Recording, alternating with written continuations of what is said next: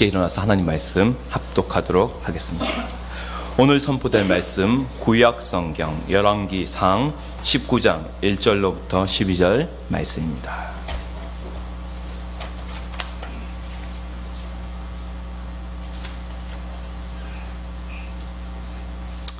함께 하나님의 말씀 받들어 올리겠습니다. 아합이 엘리야가 행한 모든 일과 그가 어떻게 모든 선지자를 칼로 죽였는지를 이세벨에게 말하니 이세벨이 사신을 엘리야에게 보내어 이르되 내가 내일 이맘때에는 반드시 내 생명을 저 사람들 중 한 사람의 생명과 같게 하리라. 그렇게 하지 아니하면 신들이 내게 벌 위에 벌을 내림이 마땅하니라 한지라. 그가 이 형편을 보고 일어나 자기의 생명을 위해 도망하여 유다에 속한 브엘세바에 이르러 자기의 사원을 그곳에 머물게 하고 자기 자신은 광야로 들어가 하룻길쯤 가서 한 로뎀 나무 아래에 앉아서 자기가 죽기를 원하여 이르되 여호와여 넉넉하오니 지금 내 생명을 거두시옵소서. 나는 내 조상들보다 낫지 못하니이다 하고 로뎀 나무 아래에 누워 자더니 천사가 그를 어루만지며 그에게 이르되 일어나서 먹으라 하는지라. 본즉 머리 밑에 숯불에 구운 떡과 한 병 물이 있더라.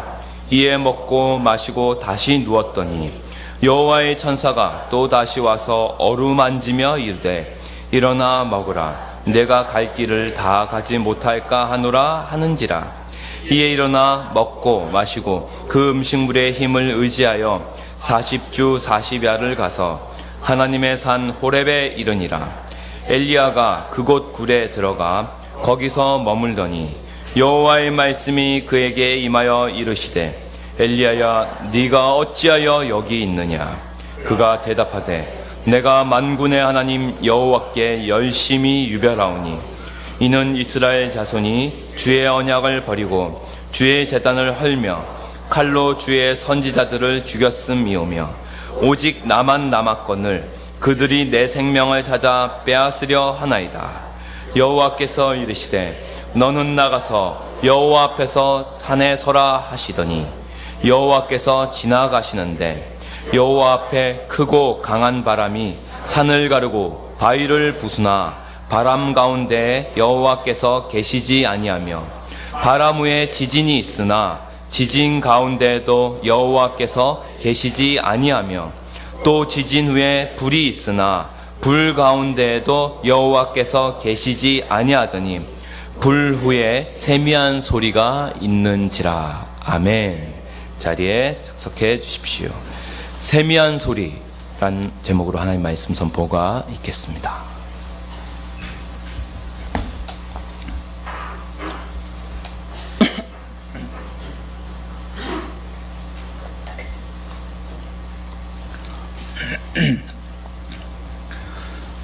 날씨가 참 무덥고 습해서 지치기 쉬운 계절입니다. 비단 날씨가 아니더라도 이맘때가 되면 또 지칠 수 있지요. 연초에 새로운 목표를 세우고 또 새로운 마음을 품고 열심히 전반기를 달려오다 보면 조금 지칠 수 있는 거지요. 그래서 대부분 이때 또 여름 휴가들을 가시죠. 그래서 쉬시기도 하시고 재충전하시는 거죠. 또 전반기의 삶도 돌아보고 또 하반기의 삶에 대해서도 좀 내다보고 계획도 세우고 하게 되지요. 특히 이제 전반기를 돌아볼 때 별로 만족스럽지 않을 경우 이럴 땐 조금 더 지칠 수 있죠.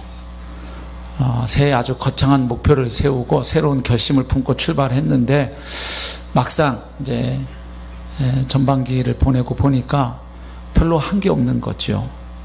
별로 성취한 것도 없고 내놓을 만한 것도 없고 하면 도대체 전반기에 뭐 하느라고 그렇게 바빴지 이런 생각까지 들게 되면 안 그래도 몸도 힘든데 그런 생각까지 찾아들면 이제 더 낙심할 수 있는 거죠.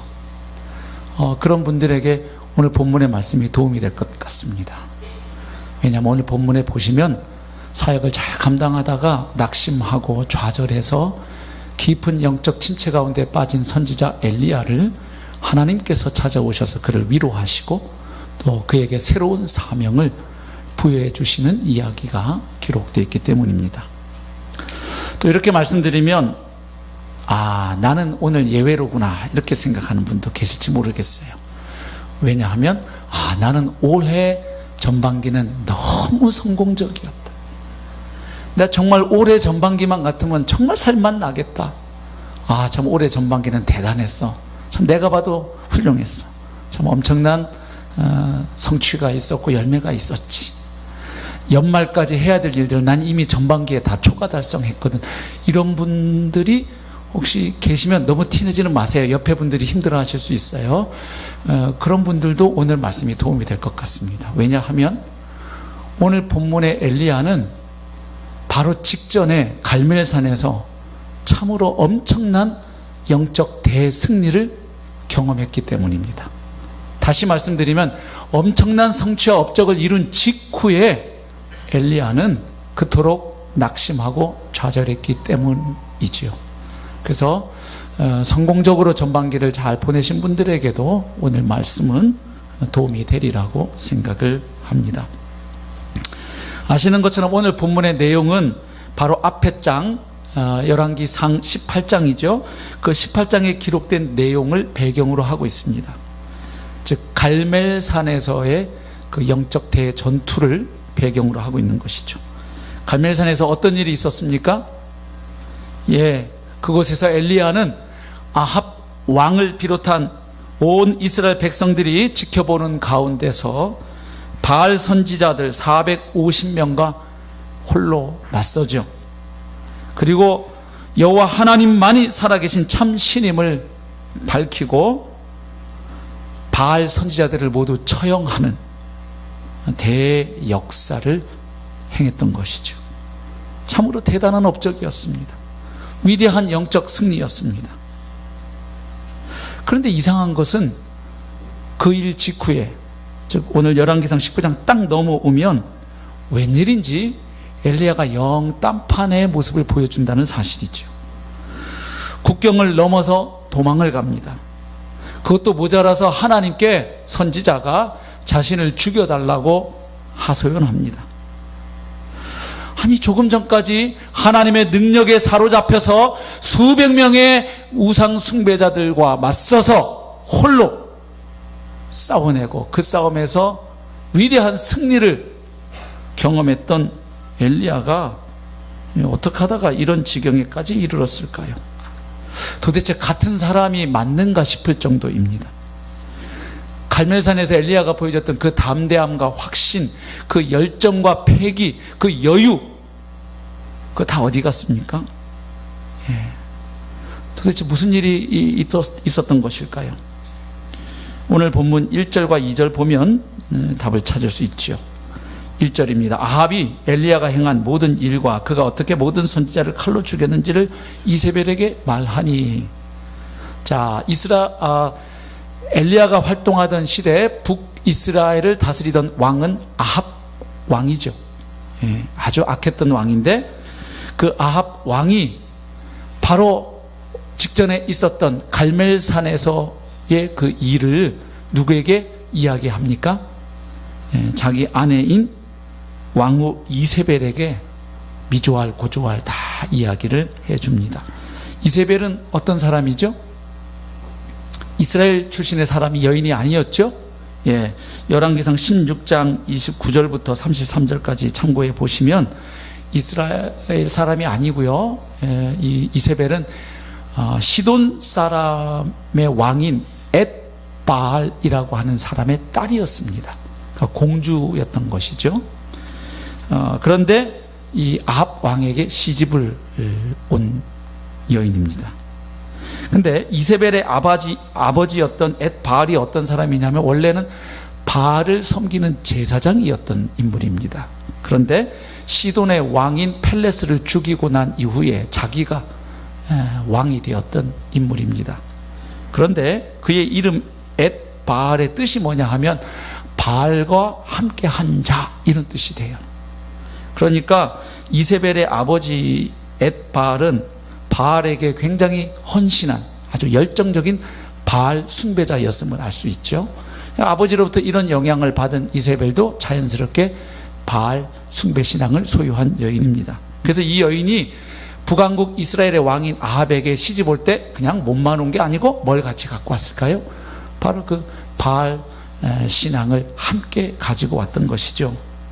그래서 그 아내의 영향을 받아가지고 아합 왕도 바알 숭배자가 됩니다. 그래서 이스라엘의 수도인 사마리아에다가 바알의 단을 쌓고요, 또 목상을 만들어서 바알을 이제 이스라엘의 공적인 신으로 선포합니다. 그래서 바알 숭배를 이스라엘의 국교로 삼기까지 하는 일을 하죠. 그 열왕기상 16장에 보면 나와 있습니다. 그리고 열왕기상 18장에 보면 이세벨은 여호와 하나님을 섬기는 선지자들을 많이 죽였던 아주 잔인한 여인이었습니다. 지금 이 여인에게 아합이 무엇을 이야기한 겁니까? 바로 갈멜산에서 엘리야가 행했던 일, 특별히 무슨 일을 많이 얘기해 줬을까요? 바알 선지자들을 그가 어떻게 처단했는지를 이야기한 거죠. 그랬더니 이세벨이 반응을 보이죠. 2절 보십시오. 이세벨이 사신을 엘리야에게 보내어 이르되 내가 내일 이맘때에는 반드시 내 생명을 저 사람들 중 한 사람의 생명과 같게 하리라. 그렇게 하지 아니하면 신들이 내게 벌 위에 벌을 내림이 마땅하니라. 사신을 보내서 전달하는데 무슨 이야기입니까? 내일 이맘때까지 내가 너를 반드시 죽이겠다. 누구처럼? 네가 갈멜산에서 죽였던, 내가 아끼던 그 바알의 선지자들처럼 바로 내일은 네가 그런 운명에 처해질 것이다. 내가 이것을 반드시 행할 것이다. 만약 내가 이 일을 행하지 않으면 신들이 내게 벌 위에 벌을 내리는 것이 마땅하다. 이 저주 맹세의 표현입니다. 그래서 3절 보면 그가 이 형편을 보고 일어나 자기의 생명을 위해 도망하였다. 이렇게 되어 있습니다. 어디로 도망했냐면 유다에 속한 브엘세바에 도망했다고 되어 있습니다. 예. 자, 지금 엘리야가 북왕국 이스라엘에서 어디로 도망갔나요? 남왕국 유다 지역으로 도망갔어요. 그건 뭘 의미해요? 국경을 넘어갔어요. 망명한 거죠. 근데 남왕국 유다 지역에서도 어디로 도망갔어요? 브엘세바. 브엘세바는 남왕국 유다에서도 가장 최남단 지역이에요. 그래서 단에서 브엘세바까지 하는 표현은 우리말에서 한라에서 백두, 백두에서 한라까지 하는 표현하고 같은 뜻이거든요. 그러니까 그 가나안 땅 전체를 일컬을 때 쓰는 표현이에요. 그러니까 뭘 의미하는 거예요? 저 함경북도에서 활동하던 사람이 남한으로 피신왔는데 어디로 도망간 거예요? 제주도로 간 거죠. 그러니까 지금 엘리야의 그 심정이 좀 느껴지세요? 얼마나 두려웠는지 알 수 있죠. 그래서 3절을 세번역 성경에서 이렇게 번역해 놓았어요. 엘리야는 두려워서 급히 일어나 목숨을 살리려고 도망하여 유다의 브엘세바로 갔다. 이렇게 되어 있습니다. 아주 혼비백산한 거예요. 표면적으로 볼 때 엘리야가 남왕국 브엘세바로 피신한 이유는 무엇입니까? 예, 아까 1절 2절에서 본 것처럼 이 표독스럽고 잔인한 왕후 이세벨이 내일이면 엘리야를 죽이겠다고 위협했기 때문이죠. 이게 표면적인 이유죠. 그러나 더 깊은 이유가 있다고 봐야 합니다. 왜냐하면 지금 이런 일은 엘리야에게 처음이 아니에요. 그 이전에 사역할 때도 엘리야는 늘 위험 가운데 사역을 여지껏 해왔습니다. 그런데 왜 하필 이 순간 엘리야가 이런 행동을 보이느냐 하는 것이죠. 3절에서 단서를 찾을 수 있습니다. 그가 이 형편을 보고 일어나 도망했다. 엘리야가 지금 황급하게 남의 나라로까지 도망가게 된 이유가 무엇입니까? 이 형편을 보고서. 자, 이 형편이 어떤 형편입니까? 왕후 이세벨이 자신을 죽이려고 하는 상황이죠. 조금 더 깊이 들어가 볼 필요가 있죠. 단순히 내일이면 나 죽겠구나 이게 아니죠. 바로 직전에 무슨 일이 있었나요? 갈멜산에서 엄청난 승리가 있었어요. 아마도 엘리야는 기대했을 거예요. 야, 이제 이쯤 되면 아합 왕도 하나님 앞에 마음이 겸비해질 것이다. 그리고 그의 부인인 이세벨도 여호와 하나님이 얼마나 위대한 하나님인지를 깨닫고 좀 기세가 수그러들 것이다. 뭐 회개까지는 안 하더라도 조금 수그러들 것이다. 그리고 이 북왕국 이스라엘의 이제 우상 숭배자들이 다시금 여호와 하나님께로 돌아와서 참된 신앙이 회복될 날이 올 것이다. 이런 기대를 했을 거예요. 그런데 지금 상황은 어떻습니까? 달라진 게 아무것도 없는 거예요. 오히려 이세벨은 더 톡스러워져서 다른 선지자들을 죽였지만 아직 자기는 살아있는데 이제는 누구마저? 자신마저, 엘리야마저 죽이겠다는 거예요. 허탈해지는 거죠. 그동안 내가 해온 사역의 의미가 무엇인가? 갈멜산에서 그런 대단한 이런 일이 일어나면 뭐 하는가? 달라진 건 아무것도 없는데. 이럴 때 사람은 허탈해지고요, 탈진하는 거죠. 도대체 내가 하는 일의 의미가 무엇인가? 내가 뭘 위해서 이렇게 고생하고 목숨을 내놓고 뛰고 있는 것인가?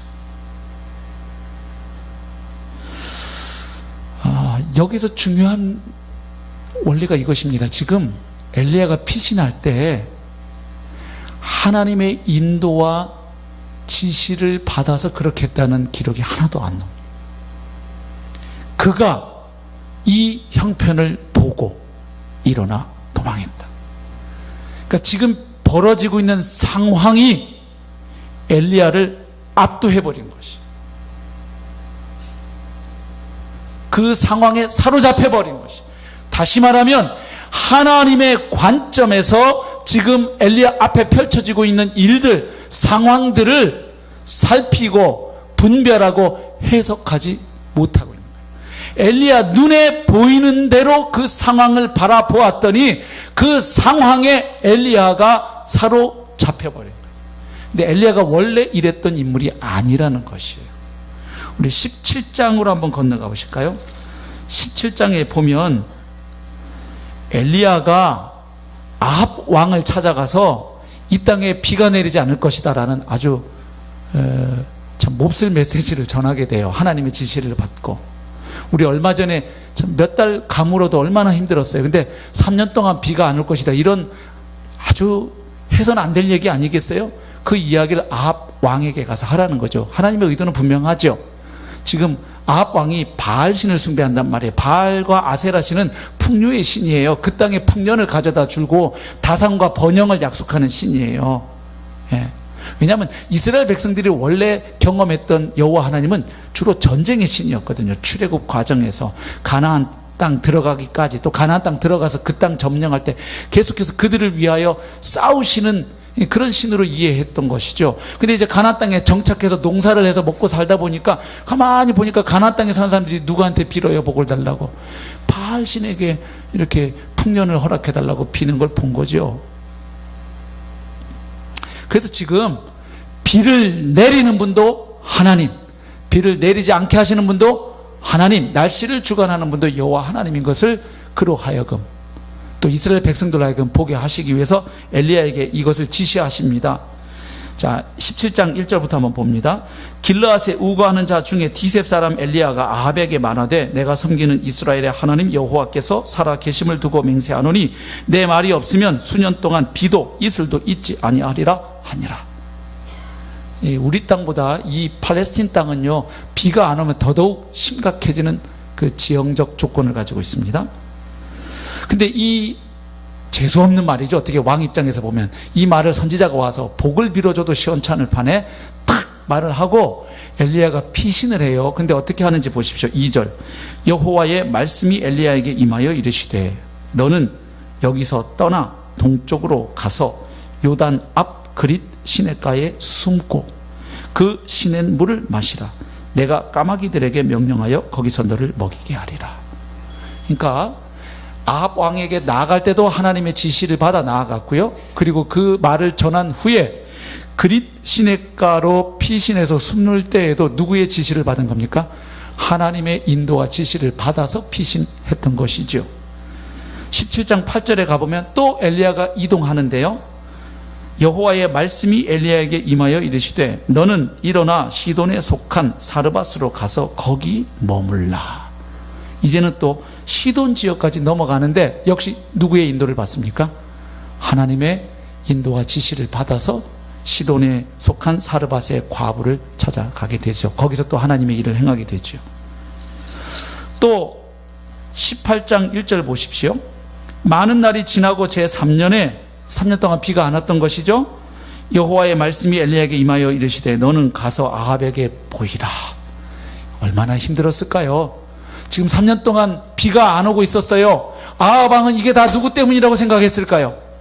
바로 그 재수없는 선지자 엘리야가 3년 전 와가지고 앞으로 내가 다시 말할 때까지는 비가 안 올 것입니다 말하고 갔단 말이에요. 그리고 어디론가 도망가 버렸는데 그 엘리야가 다시 나타나면 얼마나 기분이 나쁘겠어요. 근데 지금 아합 왕한테 또 가라는 겁니다, 하나님은. 근데 이번엔 좋은 소식이에요. 그래도 내가 비를 지면에 내리리라. 엘리야가 아합에게 보이려고 가니 그때에 사마리아의 기근이 심하였더라. 자, 이렇게 엘리야가 뭔가 하나님의 말씀을 전할 때, 또 새로운 장소를 이동할 때 항상 하나님의 인도와 지시를 받아서 움직여 왔던 엘리야였음을 확인할 수 있죠.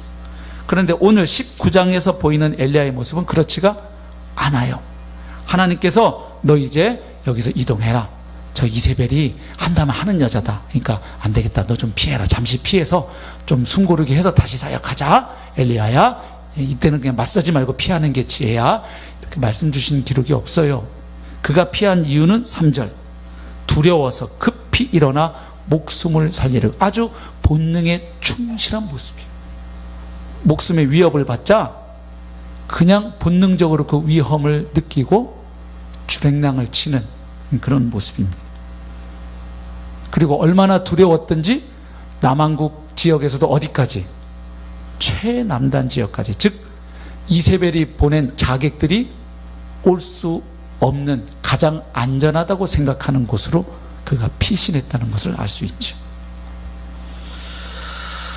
자, 브엘세바로 한 걸음에 도망간 엘리야가 어떻게 합니까? 사환을 그곳에 남겨두고 자신은 광야로 하루길 좀 더 들어갑니다. 그리고 광야에 있는 로뎀나무 아래 털썩 주저앉습니다. 로뎀나무는 최대 한 3m까지 정도 자라는 관목인데 가지가 많아서 그늘이 이렇게 제공된다 그래요. 예. 제가 이걸 보고 왔으면 좀 더 실감나게 묘사할 텐데 아직 저도 못 봤더라. 이 정도까지만 설명드릴게요. 1m에서 한 3m 정도 되는 그런 나무입니다. 사막지대니까 아주 크게는 못 자라는 것 같죠? 예. 우리나라 쌀이나무하고 좀 뭐 비슷한 모양이라고는 하는데요. 아무튼 그 나무 아래 털썩 주저앉았는지 누웠는지 앉아가지고선 어떻게 합니까? 4절 보시면 자기가 죽기를 원하여 이르되 여호와여 넉넉하오니 지금 내 생명을 거두시옵소서. 나는 내 조상들보다 낫지 못하나이다. 무슨 이야기죠? 좀 더 실감나게 표현해보면 이런 거 아니겠어요? 하나님 되십니다. 여기까지입니다.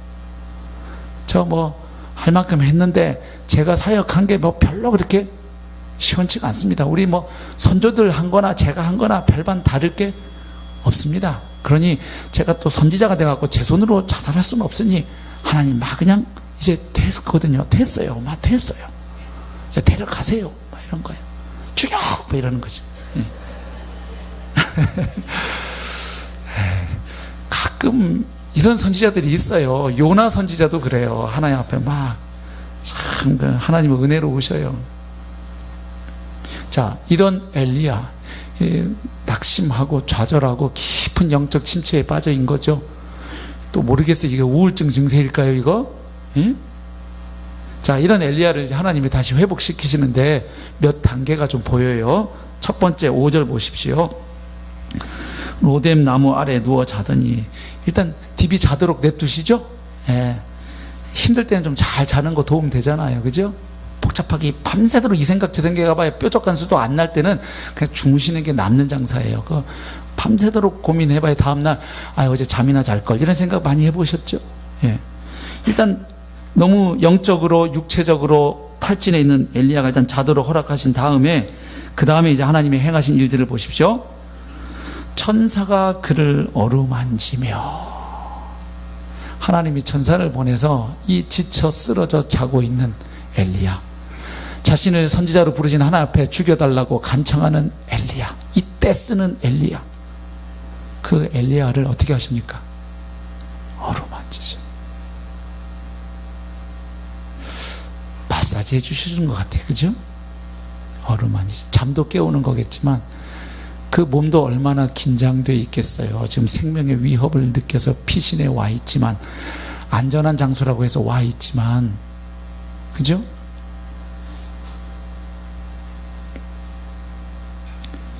한 번이 아니에요. 7절에도 보세요. 여호와의 천사가 또다시 와서 어루만지며.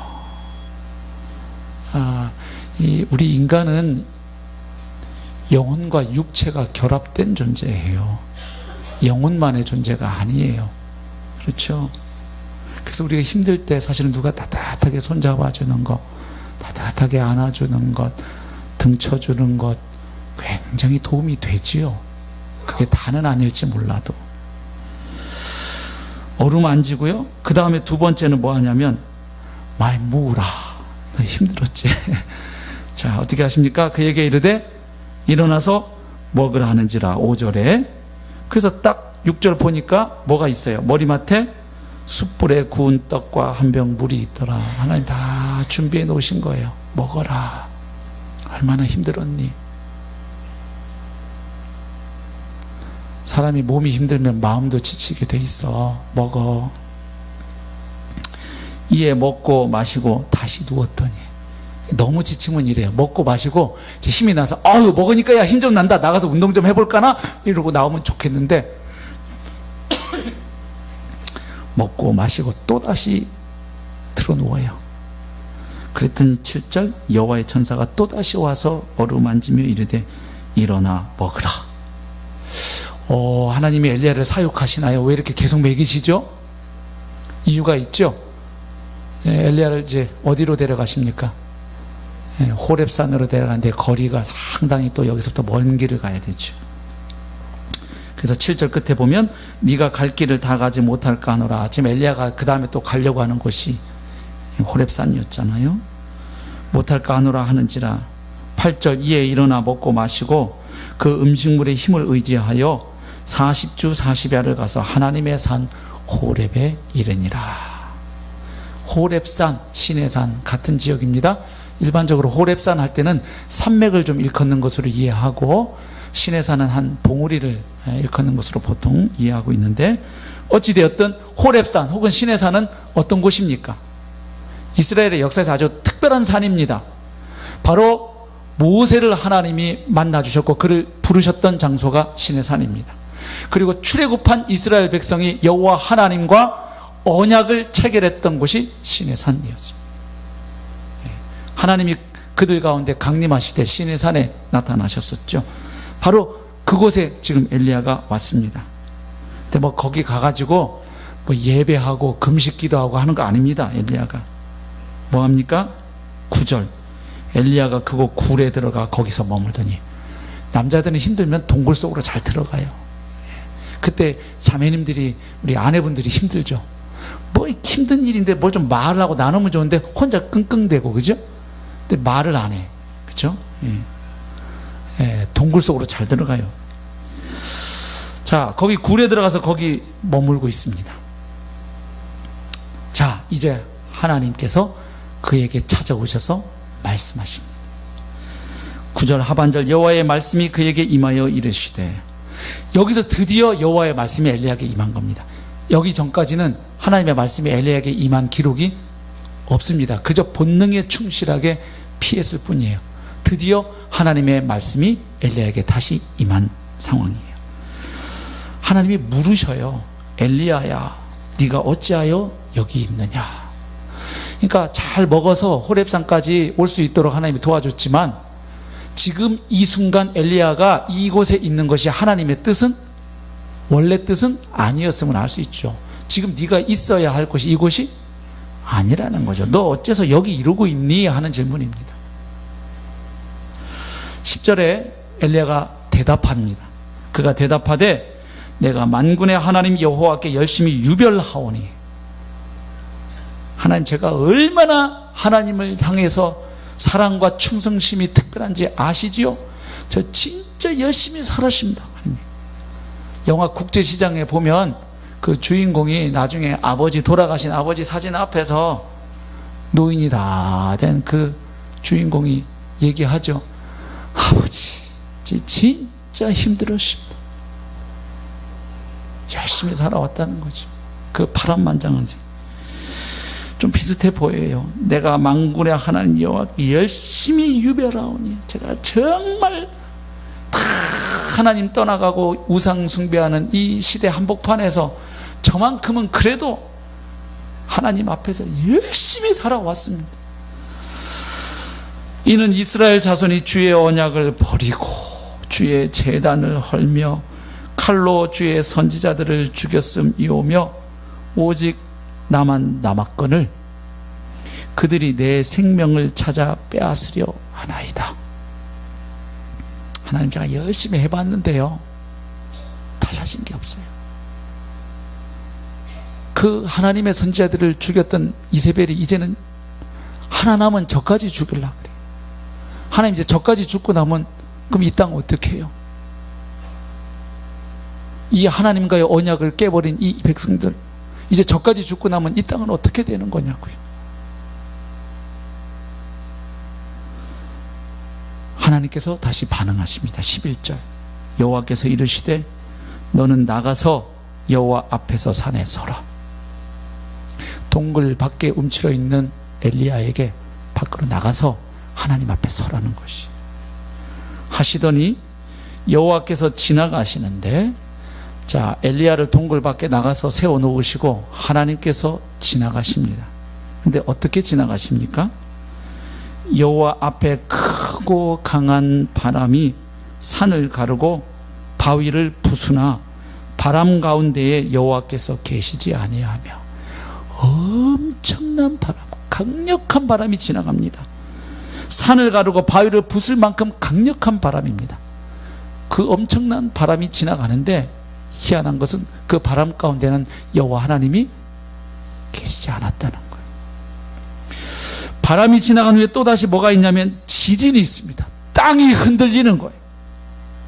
그런데 그 지진 가운데에도 여호와께서 계시지 아니하며, 12절 또 지진 후에 불이 있으나 불 가운데에도 여호와께서 계시지 아니하시더니. 자, 지금 엘리야를 세우시고 하나님께서 지나가시는데 큰 바람으로, 그 다음에 땅이 흔들리는 지진이 일어났고, 그리고 다시 불이 지나갔는데 바람, 지진, 불 어느 곳에도 하나님이 그 가운데 계시지는 않았다는 거예요. 지금 뭔가 하나님이 엘리야에게 계시하시는 거죠. 그리고 그 바람과 지진과 불 가운데 계시지 않았는데 그 다음에 어떤 일이 일어났느냐? 12절 또 지진 후에 불이 있으나 불 가운데도 여호와께서 계시지 아니하더니 불 후에 세미한 소리가 있는지라. 아주 작고 부드러운 소리가 있는. 헬라 원문에 더 가깝게 하면 침묵과 고요에 더 가깝습니다. 지금 하나님께서 낙심하고 좌절해 있는 엘리야에게 보여주신 이 장면이 뭘 의미할까요? 바람과 지진이나 불 같은 자연 현상은 그저 하나님이 정해놓으신 자연 법칙에 따라 일어나는 자연 현상일 뿐, 하나님의 임재나 현현과는 전혀 상관없다는, 그저 자연 현상일 뿐이라는 그런 메시지를 주고 있는 것일까요? 그렇지 않지요. 왜입니까? 구약 성경에 보면 하나님께서 현현하실 때, 강림하시거나 현현하실 때 자주 동반되는 현상 가운데 하나가 바람, 불, 뭐 이런 현상입니다. 출애굽기 19장에 보면 하나님께서 이스라엘 백성과 언약을 맺기 위해 시내산에 강림하실 때에도 나타났던 현상이 비슷합니다. 한번 보실까요? 출애굽기 19장 16절부터 봅니다. 셋째 날 아침에 우레와 번개와 빽빽한 구름이 산 위에 있고 나팔 소리가 매우 크게 들리니 진중에 있는 모든 백성이 다 떨더라. 모세가 하나님을 맞으려고 백성을 거느리고 진에서 나오매 그들이 산 기슭에 서 있는데 시내산에 연기가 자욱하니 여호와께서 불 가운데서 거기 강림하심이라. 그 연기가 옹기까마 연기같이 떠오르고 온 산이 크게 진동하며. 자, 하나님께서 이스라엘 백성들에게 나타나실 때, 시내산에 강림하셨을 때 동반된 현상 가운데 하나가 불이었습니다. 또 오늘 보면 바로 앞에 장 열왕기상 18장에 보면 갈멜산에서 하나님께서 역사하실 때, 엘리야의 기도에 응답하실 때 어떻게 하셨습니까? 하늘로부터 여호와의 불을 내려서 엘리야가 준비한 번제물을 태웠습니다. 그 번제물은 물을 이미 끼얹은 상태인데 하늘로부터 불이 내려서 그것을 다 태워버리심으로 누가 진짜 하나님인지, 그리고 누가 진짜 하나님의 선지자인지를 나타내 보이셨죠? 열왕기상 18장 36절부터 38절 보면 그 이야기가 나오는데, 끝부분에 보면 이에 여호와의 불이 내려서 번제물과 나무와 돌과 흙을 태우고 또 도랑에 물을 핥은지라, 이렇게 되어 있어요. 또 나훔서에 보면 바람, 지진, 불 이런 현상은 하나님께서 특별히 악한 세력에 대해서 심판하실 때 또 동반되는 현상으로도 묘사되어 있어요.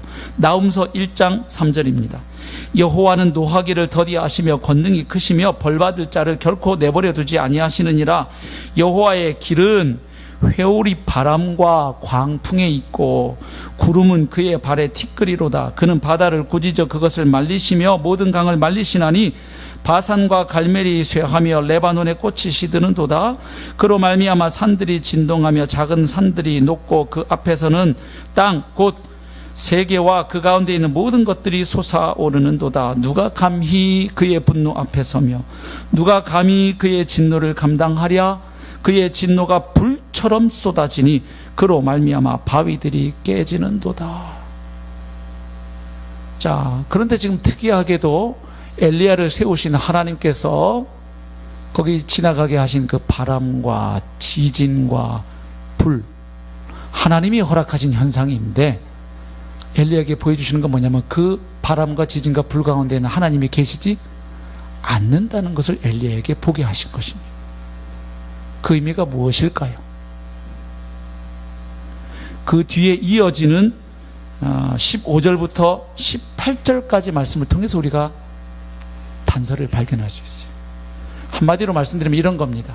바람과 지진과 불은 지금 이 상황에서 엘리야가 하나님께 간구하고 있고 바라고 있는 하나님의 역사의 방식들입니다. 즉, 그 바위를 부술 만한 강력한 바람, 그 땅을 흔들어 버리는 지진, 그 강력한 불처럼 하나님 역사해 주십시오. 특별하고 강력하고 기적적이고 초자연적인 방법으로 일하여 주십시오. 갈멜산에서 불을 내려서 번제물을 태우셨던 것처럼 하나님 행하여 주셔야 합니다. 아니, 하나님 갈멜산에서 하셨던 것보다 훨씬 더 강력한 방식이라야 합니다. 왜? 갈멜산에서 제가 그렇게 했지만 저 이세벨 보십시오. 눈 하나 깜빡 안 합니다. 하나님 그 정도 갖고 안 됩니다. 훨씬 더 강력한 바람과 지진과 불로 저 아합과 이세벨을 심판하시고 이 땅을 회복하여 주시옵소서. 이 엘리야가 지금 바라는 방식이에요. 근데 지금 그 바람과 지진과 불 가운데 하나님이 함께 하시지 않는다는 건 이제 곧 하나님이 행하실 일은, 하나님은 자주 그렇게 바람과 지진과 불로도 역사하시는 분이 맞지만 이제 곧 하나님이 행하실 일은 지금 엘리야가 기대하고 있는 그런 방식이 아니고 그 불 후에 있었던 그 세미한 소리처럼 사람 눈에 잘 띄지 않지만 은밀한 방식으로 하나님이 하나님의 일을 행하여 가실 것을 나타내 보여주는 거죠. 그런데 엘리야가 이 하나님의 뜻을 다 읽어내지 못합니다. 뭐지? 잘 몰라요. 그래서 하나님이 또다시 반복 학습을 하십니다. 잘 보십시오. 지금 9절부터 12절까지 하나님이 물으셨고 엘리야가 대답했고 그러자 하나님이 다시 그에게 반응해 주신 이야기입니다. 맞나요? 그런데 13절을 또 한번 보십시오. 오늘 본문 12절까지만 읽었는데 좀 길어서 13절 보십시오. 엘리야가 듣고, 같이 읽어보실까요? 시작. 엘리야가 듣고 겉옷으로 얼굴을 가리고 나가 굴 어귀에 섬에 소리가 그에게 임하여 이르시되 엘리야야 네가 어찌하여 여기 있느냐. 잘 보십시오. 아까 불후에 세미한 소리가 있어요. 무슨 소리인지 잘 모르겠는데 세미한 소리가 있는 거예요. 그래서 지금 엘리야가 그걸 듣고 겉옷으로 얼굴을 가리고 나가서 굴 어귀에 다시 섭니다. 그랬더니 다시 소리가 들려오는데 엘리야야 네가 어찌하여 여기 있느냐. 자, 여기 13절에 나오는 하나님의 질문하고 9절에 나오는 하나님의 질문하고 얼른 여러분 성경책으로 한번 확인해 보십시오. 어때요? 동일하죠? 그 다음 이 하나님의 질문 앞에 엘리야가 했던 대답을 보십시오. 아까 첫 번째 질문에 대답했던 내용이 10절이었거든요. 이번에 두 번째 하나님의 질문 앞에 엘리야가 다시 대답하는 내용을 보겠습니다. 14절입니다. 그가 대답하되 내가 만군의 하나님 여호와께 열심히 유별하오니 이는 이스라엘 자손이 주의 언약을 버리고 주의 제단을 헐며 칼로 주의 선지자들을 죽였음이오며 오직 나만 남았거늘 그들이 내 생명을 찾아 빼앗으려 하나이다. 두 번째 하나님의 질문에 대한 엘리야의 대답이 어떻습니까? 이걸 5글자로 아까멘치로 이렇게 하죠. 네. 똑같죠? 한자도 안 틀리죠? 녹음기 틀었어요. 지금 엘리야가 알고 있는 거예요, 모르는 거예요? 그래서 지금 두 번에 걸쳐서 하나님과 엘리 사이에 문답이 이루어지는데 하나님의 질문 똑같아요. 그에 대한 엘리야의 대답 똑같아요. 딱 하나 다른 게 있어요. 그 다음 하나님의 반응이에요. 첫 번째 하나님의 반응은 뭐였냐면 바람, 지진, 불, 그 가운데 하나님 계시지 않고 그 후에 세미한 소리가 있었다는 것 엘리야에게 보여주셨어요. 이번에 두 번째 엘리야의 대답 앞에 하나님이 하신 것은 어떤 일인지 보십시오. 15절 여호와께서 그에게 이르시되 너는 내 길을 돌이켜 광야를 통하여 다메섹에 가서, 너 여기 호렙산에 계속 이렇게 쭈그리고 앉아있을 때가 아니다. 다메섹으로 가라. 가서 이르거든 하사엘에게 기름을 부어서 그로 하여금 아람 나라의 왕이 되게 해라. 16절 너는 또 님스의 아들 예후에게 기름을 부어서 그를 이스라엘의 왕이 되게 해라. 지금 북왕국 이스라엘의 왕은 누구예요? 아합 왕이에요. 아주 오므리 왕가의 아주 악명 높았던 왕입니다. 지금 아합 왕인데 하나님이 지금 누구를 왕을 세우래요? 예후를 세우래요. 뭔가 지금 하나님의 일이 일어날 거라는 거죠. 예후에게 기름을 부어서 이스라엘의 왕이 되게 하고, 또 아벨 모올라 사밧의 아들 엘리사에게 기름을 부어서 너를 대신하여 선지자가 되게 하라. 17절 하사엘의 칼을 피하는 자를 예후가 죽일 것이요 예후의 칼을 피하는 자를 엘리사가 죽이리라. 이제 하나님의 역사가 계속 진행될 것인데 가장 결정적인 열쇠를 누가 쥐고 있다는 거예요? 하나님의 말씀을 맡은 선지자 엘리사가 가장 최후에서 중요한 역할을 하게 될 것을 보여주죠. 그리고 18절 그러나 내가 이스라엘 가운데에 7,000명을 남기리니 다 바알에게 무릎을 꿇지 아니하고 다 바알에게 입맞추지 아니한 자니라. 야 엘리야, 너 자꾸 입만 열면 네 혼자 남았다 그러는데 누가 그러디? 웃기지 마. 내가 바알에게 무릎 꿇지 아니한 자 7,000명을 예비해뒀어. 너 혼자가 아니야. 네가 열심히 하는 건 좋은데 이건 나만이어야 돼. 내가 죽고 나면 이 나라는 끝이야. 너 그런 착각 오버하지 마. 너만 일하는 게 아니야. 너 말고도 7,000명이 있어. 이 엘리야가요, 이런 의식 강박증이 있었다는 것을 어떻게 할 수 있냐면, 오늘 하나님의 질문 앞에 두 번이나 똑같은 얘기 하죠. 너 왜 여기 있니? 그랬더니 내가 열심히 유별하고 어쩌고저쩌고 저 혼자 남았습니다. 그런데요, 이 이야기를 여기서 처음 한 게 아니에요. 18장 한번 보십시오. 18장 22절 보면 엘리야는요, 갈멜산에서도 이야기를 했던 사람이에요. 18장 22절, 엘리야가 백성에게 이르되 여호와의 선지자는 나만 홀로 남았으나 바알의 선지자는 450명이로다. 근데 이 22절에 이 엘리야의 말이 문제가 있는 이유가 있어요. 18장 5절부터 보면 이 왕궁에 있었던 오바댜라고 하는 또 다른 하나님의 사람이 하나님의 선지자들을 자기가 100명을 구했다는 얘기를 엘리야에게 해줘요. 50명씩 동굴에 피신시키고 자기가 먹을 것을 보내서 지금 다른 사람들은 몰라도 적어도 자기를 통해서 100명의 하나님의 선지자가 지금 살아 있고 보호 중입니다 하는 특급 정보를 엘리야에게 줘요. 그러니까 지금 엘리야는 오바댜로부터 적어도 몇 명의 선지자가 살아 있다는 것을, 100명의 선지자가 지금 보호 중이라는 것을 들은 뒤에요. 그런데도 지금 엘리야는 이스라엘 백성들에게 뭐라고 했냐면 하나님의 선지자는 나 혼자 남았고 바알 선지자는 450명이다 이렇게 얘기해요. 그러니까 들어도 무시하거나, 그 왜 무시했는지는 뭐 성경에 안 나왔으니까 정확히 모르지만 짐작은 해볼 수 있죠. 오바댜가 한 말을 그렇게 마음을 많이 써서 듣지 않은 것인데 이랬을지도 모르는 거죠. 이건 뭐 확실한 건 아닙니다. 오바댜는 지금 왕궁에서 일을 하고 있거든요. 그러니까 엘리야가 보기에 야, 하나님의 사람이면 이런 시대에 나처럼 죽기를 각오하고 이렇게 해야지, 그 아하방 옆에서 녹 받아 먹고 그게 무슨 하나님의 뭐 이런.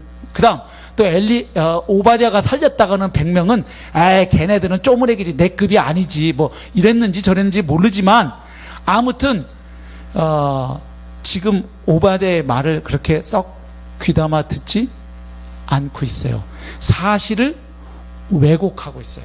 어떻게든 나 혼자 남았다고 믿고 싶은 거예요. 사람은 원래 듣고 싶은 것을 들어요. 믿고 싶은 것을 믿어요. 그러니까 지금 100명이 있다 살려놨다고 얘기해도 안 들어와요. 근데 이렇게 얘기했던 엘리야가 지금 누구 앞에서도 그 얘기를 해요. 하나님 앞에서까지 한다는 거예요. 저 혼자 남았습니다. 자, 그러면 아까 바람과 지진과 불 가운데 하나님이 계시지 아니하고 세미한 소리가 있었는데 그 세미한 소리의 내용이 무엇인지, 아니면 적어도 그 세미한 소리를 통해서 하나님이 엘리야에게 주고자 하셨던 메시지가 무엇인지 우리는 짐작할 수 있죠. 무엇입니까? 엘리야야, 너는 지금 이 상황에서 강력한 바람과 지진과 불과 같은 방식으로 초자연적이고 스펙타클하고 아주 다이내믹하고 강력한 기적적인 방식으로 내가 일하기를 요구하고 기대하고 있다. 그리고 그럴 때 이 나라가 회복될 거라고 너는 나에게 간청하고 있지? 그리고 그렇게 안 하실 거면 나 데려가라고 너는 떼쓰고 있지? 엘리야야, 네가 알아둘 게 있어. 이제 곧 내가 할 일은 이런 거야. 너 아람 왕을 세워라. 그리고 이스라엘의 왕을 세워라. 그리고 너를 이을 후계자 선지자를 세워라. 이게 네가 해야 할 일이다. 무슨 이야기를 하시는 거예요? 네가 기대하는 것처럼 바람과 지진과 불의 방식이 아니라 지극히 정상적인 이 왕을 세운다는 건 무슨 방식이냐면 외교적이고 정치적인 상황들도 하나님이 뭐 하신다는 거예요? 사용하시겠다는 거죠. 그런 방식을 통해서 나는 나의 일을 계속 해갈 것이다. 그리고 네가 믿고 싶어하는 것처럼 이 땅에 너 혼자 남은 것이 결코 아니다. 나는 나의 일을 위하여, 이 이스라엘 다시 회복하기 위하여 바알에게 무릎 꿇지 아니하고 바알에게 입 맞추지 아니한 자 7,000명 나의 사람들을 나는 준비한다. 그러니 너는 네 일을 잘 감당하고 내 앞에 오면 된다. 그리고 네 다음 일은 엘리사가 또 할 것이다. 너의 시대에 네가 모든 일을 다 해야 된다고 너무 그렇게 폼 잡지 마라. 이렇게. 네가 할 일 너는 잘 감당하고 네 시대에 감당하고 넌 나 앞에 오면 돼. 그리고 너 다음 일은 또 엘리사가 할 거야. 엘리사 다음 일은 그 다음 또. 그래서 다시 말하면 하나님이 지금 펼쳐가시는 하나님의 이 역사를 다스려 가시는 하나님의 주권과 지혜와 권능을 보여주시는 거예요. 너 갈멜산에서 그 일 일어났는데도 변화가 없다고 지금 과연 이 땅에 하나님이 계신가? 또 의심하고 있지. 나는 갈멜산에서만 역사하는 신이 아니야. 이스라엘만 다스리는 신이 아니야. 이웃나라 아람의 왕도 내가 폐하고 내가 세워. 즉 나는 이스라엘과 모든 민족들 열방을 다스리는 하나님이다. 내가 내 뜻 가운데 지금 역사를 펼쳐가고 있다. 그 가운데 너는 너의 페이지가 있는 것이다. 네 눈으로 보기에 아무 일도 되지 않았다고, 내 사역은 의미가 없다고, 다 끝났다고, 별 의미가 없고 허탈하다고 그렇게 판단 내리지 마라. 그건 네 관점이다. 네 눈에 보이는 대로 너는 그렇게 지금 판단하고 있고 사실도 왜곡해서 보고 있지 않니? 내 관점에서 지금 벌어지는 그리고 앞으로 일어날 일들을 바라보렴. 그리고 그 일을 위해서 네가 해야 할 일을 좀 더 하렴. 결국 그 하나님의 음성을 통해서 엘리야는 그날 무엇을 알게 됩니까? 하나님은 살아계신다. 여전히 하나님은 이스라엘뿐만 아니라 열방을 다스리고 통치하신다. 지금의 이 상황도 하나님께서 이끌고 가신다. 그리고 이 땅에는 나 외에도 하나님의 사람들이 7,000명이 더 있다. 하나님의 역사는 끝나지 않는다. 내가 가도 엘리사를 통해 하나님의 일은 계속 이루어진다. 그리고 그 모든 일이 이루어지는 가운데 하나님은 왕들도 사용하시고 정치적 상황도 사용하시지만 그 모든 일을 이끌어가는 데서 가장 결정적인 역할을 하는 사람은 사람들 눈에는 안 보일지 몰라도 하나님의 뜻을 대변하는 선지자에 의해서 그 모든 상황들이 컨트롤되고 진행될 것이다. 결국 엘리야는 하나님의 세미한 음성을 통하여 상황을 다시 바라보게 되었어요. 엘리야는 갈멜산에 대전투가 있고 나서도 이 땅은 달라진 게 없고 자신의 사역은 의미가 없는, 별 소득과 열매가 없는, 그저 그냥 헛심만 쓴 일이라고 생각하고 이제 됐으니까 나는 조상들보다 나은 게 하나도 없으니까 데려가시라고 간청했지만 하나님은 엘리야를 통해서 지금까지 그분의 일을 행하여 오셨어요. 그리고 이제 또 엘리사를 통해서 그 일을 계속 하나님은 펼쳐 가실 것이, 그 하나님의 섭리를 깨닫게 하는 거예요. 하나님의 관점에서 상황을 다시 볼 수 있게 해주는 거예요. 자기 사역의 의미도 자신은 의미 없고 별로 한 일이 없고 그래서 그냥 지쳐 떨어질 수밖에 없는 별일 아닌 것으로 그는 과소평가했을지 몰라도 하나님은 엘리야가 한 일의 의미, 그리고 아직도 남아있는 다음 시대로 이어지는 그 중요한 역할을 엘리야가 더 해야 할 것을 그에게 보여주셨죠. 그런데 이런 하나님의 음성이 언제 엘리야에게 들려왔나요? 호렙산의 굴 앞에 홀로 서서 하나님 앞에 그가 홀로 섰을 때, 하나님은 종종 우리가 홀로 있을 때 찾아오셔서 말씀하기를 즐겨하십니다. 야곱도 야복강가에 혼자 두려워할 때 그날 하나님이 그에게 찾아오셨죠. 결국 하나님의 세미한 음성을 듣는 자가 그의 영혼이 살아납니다. 이사야 55장 3절 말씀 같이 한번 읽어보실까요? 시작. 안 보이는군요. 제가 읽을게요. 보인다. 시작. 너희는 귀를 기울이고 내게로 나와 들으라. 그리하면 너희의 영혼이 살리라. 아멘. 하나님의 음성을 들을 때 영혼이 살아납니다. 그럼 그 하나님의 음성을 어떻게 들을 수 있을까요? 여러 가지 방식이 있는데 오늘 엘리야 이야기를 통해서 우리가 발견할 수 있는 한 가지 방식이 있습니다. 전도서 5장 1절 2절 제가 읽을게요. 너는 하나님의 집에 들어갈 때에 내 발을 삼갈지어다. 가까이 하여 말씀을 듣는 것이 우매한 자들이 제물 드리는 것보다 나으니. 막 요란하게 제물 바치고 예배하고 종교 행사하는 것보다 하나님의 음성을, 세미한 가운데 들려오는 하나님의 음성을 듣는 것이 더 낫다. 2절. 너는 하나님 앞에서 함부로 입을 열지 말며 급한 마음으로 말을 내지 말라. 하나님은 하늘에 계시고 너는 땅에 있음이니라. 그런즉 마땅히 말을 적게 할 것이니라. 하나님 앞에 침묵하고 앉아서 하나님이 들려주시는 조용하지만 그 부드러운 음성, 그 세미한 하나님의 소리를 들으라는 것이죠. 하박국 2장 20절은 이렇게 기록되어 있어요. 오직 여호와는 그 성전에 계시니 온 땅은 그 앞에서 잠잠할지니라. 시편 62편 1절 나의 영혼이 잠잠히 하나님만 바라며 나의 구원이 그에게서 나는도다. 그런데 문제는요, 저희가 이 바쁜 도시 생활을 하면 그렇게 홀로 하나님 앞에 앉아 있기가 어렵다는 거예요. 쉴 새 없이 소음에 파묻혀서 살아가요. 아침에 우리 잠을 깨우는 핸드폰 알람 소리로부터 시작해서 잠자리에 다시 들 때까지 하루 종일 수많은 소리 가운데 살아가요. TV에서 나오는 소리, 라디오에서 나오는 소리, 옆에 사람이 떠드는 소리, 옆집에서 싸우는 소리.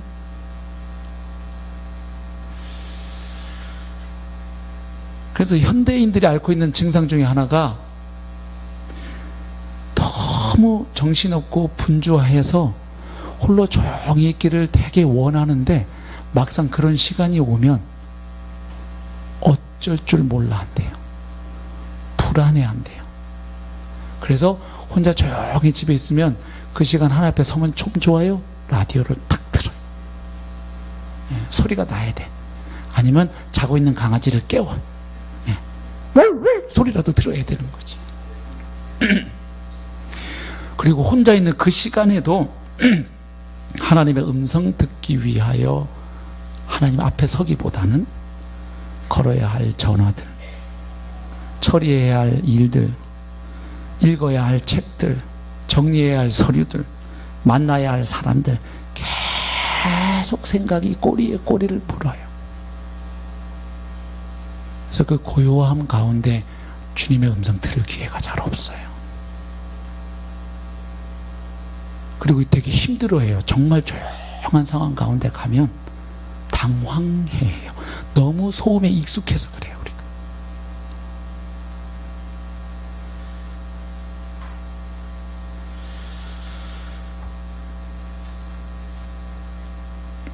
그래서 그걸 자꾸 탈피하려고 그래요. 자꾸 무슨 소리를 우리가 내고, 뭐 이사 가서 누가 날 아는 척 안 하면 힘들어 하잖아요, 애들. 그죠? 그러니까 이게 혼자 좀 조용히 있을 수 있는 기회를 하나님이 주셔도 우리는 끊임없이. 근데 예수님은 어떠셨나요? 예수님은 분주한 상황에서도 그 내면의 상태는 늘 하나님과의 친밀한 교제 가운데 내적인 고요를 유지하셨어요. 분주한 일상 속에서도 주님의 마음은 늘 평정을 유지하셨어요. 하나님의 임재 가운데. 그뿐만 아니라 실제적으로 또 주님은 자주 홀로 하나님과 독대하는 시간을 가지셨어요. 마태복음 4장에 보면 예수님 공생애를 시작하기 전에 우리 얼마 전에 살펴본 말씀, 혼자 광야에서 며칠을 계셨어요. 40일 동안을 계심으로 사역을 시작하셨죠. 누가복음 6장 12절 보면 12제자를 선택하시기 전날 밤 예수님은 혼자 하룻밤을 밤을 새시면서 아버지께 기도하시죠. 마태복음 14장 13절 보면 예수님은 침례 요한의 죽음에 대한 소식을 들으셨을 때에 배를 타고 떠나셔서 따로 빈들로 나아가십니다. 마태복음 14장 또 23절 보면 예수님 그 5,000명을 기적적으로 먹이시는 오병이어의 기적을 행하시고 난 이후에 제자들을 먼저 앞서서 보내시고 무리를 떠나서 혼자 산에 올라가십니다. 거기 혼자 계셨어요. 마가복음 1장 35절 보면 전날 밤 늦게까지 예수님은 하루 종일 말씀 사역과 치유 기적 사역을 행하셨는데도 불구하고 다음날 새벽 오히려 미명에 일어나 나가 한적한 곳에 혼자 거기 가서 기도하십니다. 마가복음 6장 31절 보면 12제자가 복음 전파와 병 고치는 사역을 감당하고 돌아와서 흥분해 갖고 그들이 막 그 사역 열매를 막 보고할 때 예수님께서 뭐라고 말씀하십니까? 너희는 따로 한적한 곳에 와서 쉬어라. 누가복음 5장 16절 예수님 한 문둥병자를 고치신 후에 물러가셔서 한적한 곳에서 기도하십니다. 마태복음 26장에 보면 예수님은 이제 가장 중요한 결정적인 사역 십자가의 죽으심을 앞에 둔 상황에서 홀로 겟세마네 동산에서 아버지와 시간을 갖습니다. 그러니까 예수님이 자주 홀로 조용한 시간과 장소를 찾으셨다는 것은 규칙적인 습관이었음을 말해줘요. 우리들도 바쁜 일상 중에서도 중간중간 잠시라도 짬을 내어서 고요함 가운데 하나님의 음성을 들을 수 있기를 바랍니다. 그리고 또 휴가 가셨을 때 우리가 아름다운 풍광을 보고 만난 맛집에 가서 가족들과 맛있는 음식 먹는 거 좋은 일이에요. 치유가 돼요. 힐링 됩니다. 그러나 그것만 갖고 안 되잖아요. 가서 즐겁게 놀고 와서 휴가 후유증으로 또 휴가 가셔야 되는 분들이 있죠. 너무 밤새도록 고우 스톱 계속 영어 공부하셔가지고 휴가 갔다 오면 막 허리가 쑤시고 막 아프셔서 휴가 후유증을 극복하기 위한 휴가를 또 가셔야 되는 분들이 있어요. 그냥 부어라 마셔라 그냥 막 몸을 그렇게 맛있는 것도 만난 것도 드시고 쉬기도 하시고 경치도 보시는 것도 좋지만 우리가 이 여름 지나가면서 하나님과 홀로 독대하여 세미한 가운데 말씀하신 하나님의 음성을 듣고 내 전반기 삶을 하나님의 관점에서 돌아보고 다시 하반기에 감당할 일들을 내 관점이 아니라 상황에 압도당한 내 시선이 아니라 주님의 말씀에 기초해서 다시금 내 자신의 존재도 바라보고 내 사역의 의미도 다시금 하나님의 관점에서 바라보고 또 하나님이 나를 어떤 자로 여기고 계신지 주님의 음성을 들었으면 좋겠습니다. 우리 함께 찬양하겠습니다.